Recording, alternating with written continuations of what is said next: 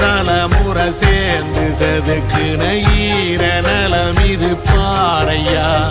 வாழும் வரையிலும் நீயும் விதைக்கிற கடமை இருக்கு கேளையா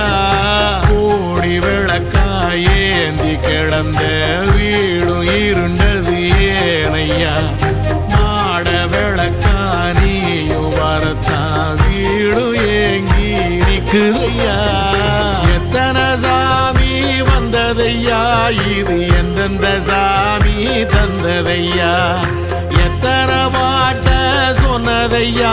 அத சுத்துற பூமி கண்டதையா